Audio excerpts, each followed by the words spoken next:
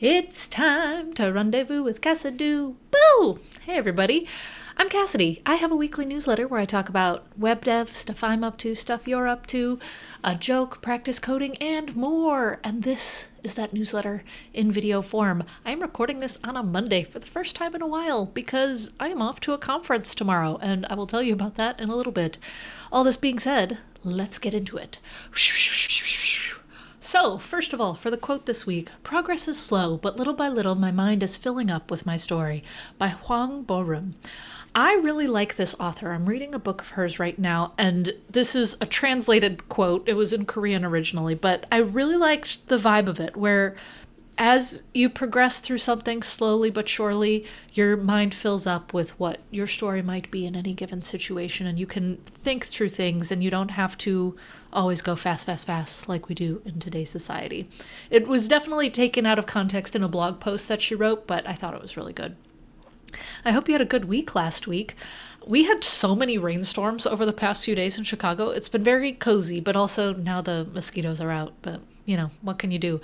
I am very excited to be going to Render ATL this week out in Atlanta, which I'll talk about more in a little bit. But for now, I'm in the mugginess of Chicago. Now, for the web links this week, there's some really cool ones. So first of all, how we built a software factory to drive Astro's GitHub issue count to 0. This is so interesting to me. In general, I like hearing about clearing backlogs, even before AI was a thing, and it's interesting to see how different maintainers take it. So this was a cool article. This video is a very short video, but it's the secret third option for JavaScript comments. Did you know that a comment can start with an exclamation point and a hash? It doesn't have to be just // or /*. There are some constraints, and it's kind of useless, but it's neat. And so this is talking about how you can do it, what the constraints are, and how it's typically used. It is neat. It's weird, but it's neat. Anyway, open source must be fun or it will die. This is from one of the homebrew maintainers talking about how if open source isn't fun, it's not going to be sustainable. We also know that it needs to be funded. There's so many things that need to be done for open source to be able to exist. But I do think that the fun element matters a lot. And once again, kind of hard in this AI era, but this was a really good article. The next one, Solid Start v2 is now available. If you like Solid.js, it's a cool framework, and they have a new v2 for their framework to get started with Solid, and it's very good. You should check that one out. And also, The Valley of Webhooks. This is kind of a bloggy one, less of a tutorial, but more about how this developer has implemented this webhooks, but also it's not webhooks type system multiple times, and all of their learnings and how they ended up kind of renaming and reframing the problem. It was very neat. Now, for something that interested me this week, once again, going to Atlanta this week for Render ATL. I'm going to be emceeing. It's going to be a lot, but it should be fun. I feel like that's all I've really been prepping for outside of work. It's been just like being with family, render, and work. And that's it. And so I'm excited to actually get to see all of these people. I've had so much FOMO wanting to go to Render for so many years, and it'll be fun to actually do that. And then the next part of this is really meta, talking about this video and this channel. Smash that subscribe button. Anyway, on to our sponsor. Waffles and Wings, Colors and Code. Render ATL is a 2-day software engineering conference this week, August 12th and 13th in Atlanta, featuring good vibes, great music, and expert speakers on tech, leadership, inclusion, and accessibility. Come learn, celebrate, and get hyped with the most diverse lineup of expert speakers across the engineering world.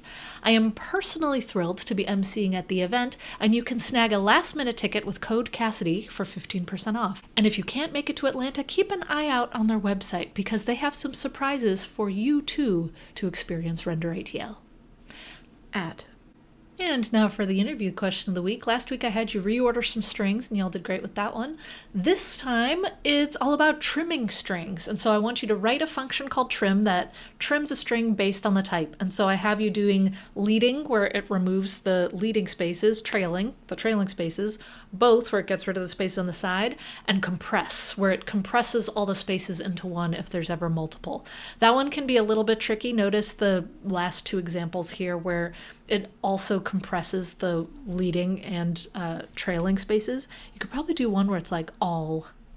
No, that could be a little bit of extra credit. But anyway, if you would like to answer this question, you can respond to the email, drop a comment in the YouTube comments with a link to your response, or respond on social media. For some cool things around the internet, this first one called Carrot is actually a poem, and it's a really good one, and it kind of just reminded me of like goodbye summer, hello fall, and I thought it was really good.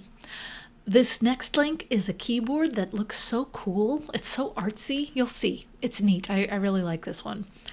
The next one, Take Better Notes with Obsidian, is actually a webinar that an old coworker of mine, Ben Hong, gave about taking better notes with Obsidian, which I think is still very essential even in, this world of AI, being able to take notes for yourself. And he structures things in a really good way. And then finally, for the vintage color slides capturing people in homes in the 1960s, it was just really cool to see because people are just people living in different times, and seeing pictures and the humanity in different times is always very interesting to me.